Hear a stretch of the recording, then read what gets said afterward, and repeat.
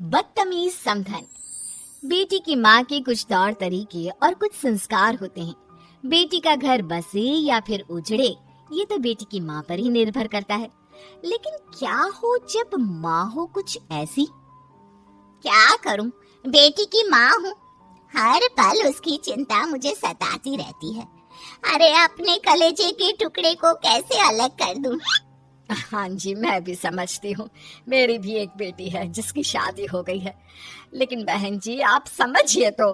क्या समझू समधन जी? वैसे सही बोल रही हैं आप भी बेटी की माँ है। लेकिन समधन जी, आप कहाँ समझती हैं?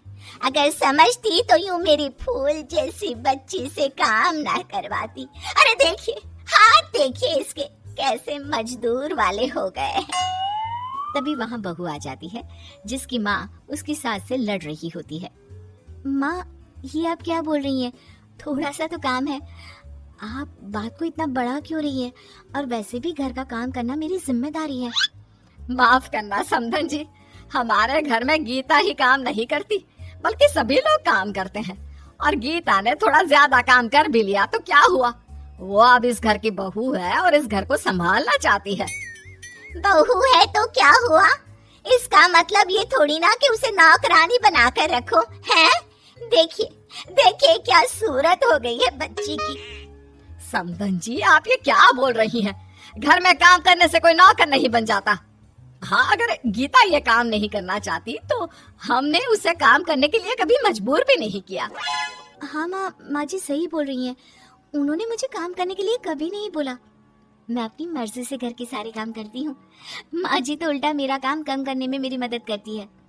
माँ प्लीज मेरे घर के मामले में दखल मत करो ना। चुप कर, कुछ नहीं जानती। और आप बुरा क्यों मानती हो समधन जी? मेरे कहने का मतलब सिर्फ ये था कि आपके घर में नौकर नहीं है तो सारे काम मेरी गीता को करने पड़ते हैं।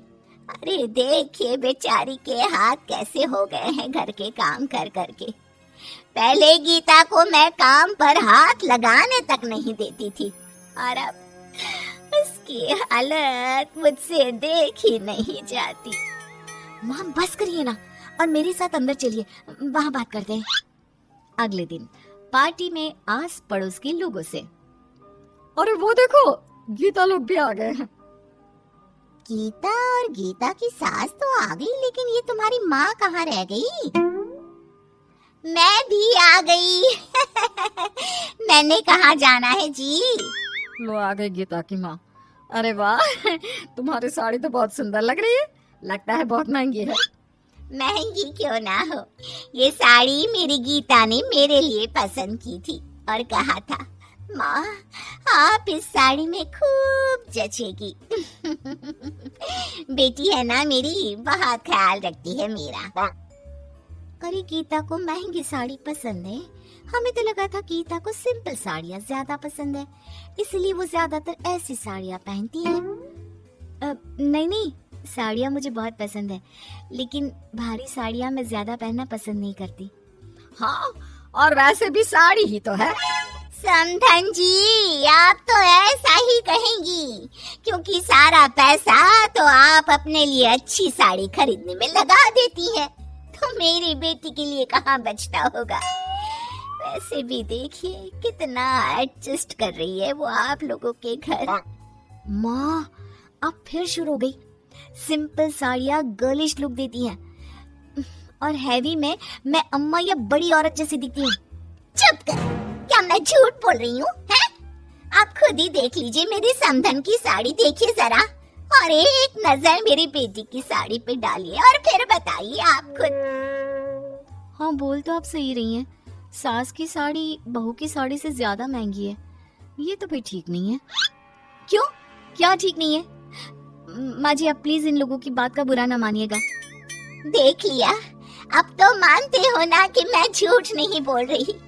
जब तक मेरी बेटी मेरे साथ थी वो महंगे और ब्रांडेड कपड़े पहनती थी, और शादी के बाद की हालत तो आपके सामने ही है। बेचारी की क्या जिंदगी बनाकर रख दी है समधन जी ने। ऐसे ही गीता की माँ हर जगह हर समय गीता की सास की बेइज्जती और उनके साथ बदतमीजी करती ही रहती है। लेकिन एक दिन, आप हमारा दिया हुआ कोई तोहफा क्यों नहीं लेती? क्या आपको मेरी बच्ची को परेशान करने में मजा आता है? समधन जी माफ करें, लेकिन इतना महंगा तोहफा हम नहीं रख सकते। हमारा इरादा गीता को तंग करना नहीं है।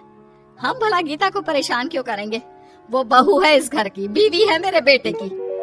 यही तो बहुत बड़ी प्रॉब्लम है कि वो आपके इस फटीचर से घर में रहती है आपकी बहू बनकर। न तो यहाँ एसी, न वॉशिंग मशीन और न ही एक अच्छी कार जिसमें बैठकर मेरी बेटी आराम से यहाँ वहाँ आ जा सके। इस घर में मेरी बेटी को सिर्फ दर्द और एडजस्टमेंट ही मिलेगा। उसे कुछ भी उसकी पसंद का नहीं मिलेगा। समधन जी, हम अपनी तरफ से पूरी कोशिश करते हैं कि बहू को कभी किसी चीज की कमी ना हो और वो हमारे साथ खुश रहे।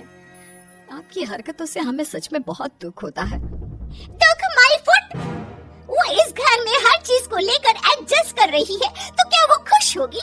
आप लोग उसे खुश रहने देंगे तभी वो खुश रहेगी ना, और आपको होता है दुख। माँ, अब बस करो, बहुत हुआ। आपको कुछ भी पता नहीं है और आप बस बोले ही जा रही हो। आप क्या जानो फैमिली कैसी होती है? आपको कैसे पता चलेगा? आपने आधे से ज्यादा वक्त तो अपने करियर को दिया है। तुम्हें क्या लगता है वो सब मैंने किसके लिए किया? अपने लिए? नहीं, तुम्हारे लिए बेटा, ताकि तुम्हें कभी किसी चीज की कमी ना हो, ताकि लोग तुम्हें नीचे न देखें। लेकिन माँ, मुझे उस वक्त पैसों की नहीं, आपकी जरूरत थी। जब जब मुझे आपकी जरूरत पड़ी, आप मेरे साथ कभी नहीं रही। क्यों आपके लिए आपके काम से ज्यादा जरूरी कुछ नहीं था? आपके बच्चे भी नहीं। तो फिर ये बहाना मारना तो छोड़ दीजिए कि आपने वो सब मेरे लिए किया। असल बात तो ये है कि वो सब आपने केवल अपने लिए किया। पता नहीं इन लोगों ने क्या पट्टी पढ़ा दी है मेरी बेटी को। अब ये भी इन मिडिल क्लास लोगों की तरह ही बात कर रही है। बहू का गुस्सा माँ के प्रति फूट पड़ता है और फिर वो जो शुरू होती है। बंद कीजिए बात बात पर माँ जी की बेइज्जती और उनके साथ बदतमीजी करना। अगर आप उनकी इज्जत नहीं कर सकती तो कम से कम उनकी बेइज्जती तो मत कीजिए। आपको क्या पता उन्होंने मेरे लिए क्या क्या किया है। आप जानती हैं, पिछले महीने मुझे बहुत तेज बुखार था और माँ जी ने उस वक्त 1 हफ्ते तक मेरा इतना ख्याल रखा, मेरे पैर बिस्तर से नीचे नहीं पड़ने दिए। काम तो दूर की बात है। ये है मेरी फैमिली जिसकी आप भर भर के बेइज्जती करती है, और ऐसी है मेरी सास जिनके साथ आप बदतमीजी से पेश आती है। वो बस चुप इसलिए है क्योंकि वो आपकी इज्जत करती हैं, इसलिए उनकी चुप्पी का गलत फायदा मत उठाइए। माँ जी हर चीज में अपने से पहले अपने परिवार के बारे में सोचती है। मुझसे मेरी पसंद नापसंद पूछती है। क्या आपने कभी मुझसे पूछा कि मुझे क्या पसंद है और क्या नापसंद? इसलिए दूसरों पर इल्जाम लगाना छोड़ दीजिए मम्मा। भले ही मेरे परिवार के पास आपकी तरह बड़ी गाड़ी ना हो, नौकर वगैरह ना हो, लेकिन उनके पास मुझे प्यार करने का, मेरे ख्याल रखने का, मुझसे 2 बातें करने का टाइम जरूर है, जिससे मैं बहुत खुश हूँ। इसलिए आप बार बार माँ जी से बदतमीजी करना बंद कीजिए और वो रहा रास्ता आप जा सकती हैं। बेटा, ऐसे बात नहीं करते माँ से। नहीं समधन जी, वो सही कह रही है। मुझे माफ करें, मुझे मेरी गलती का एहसास हो गया है।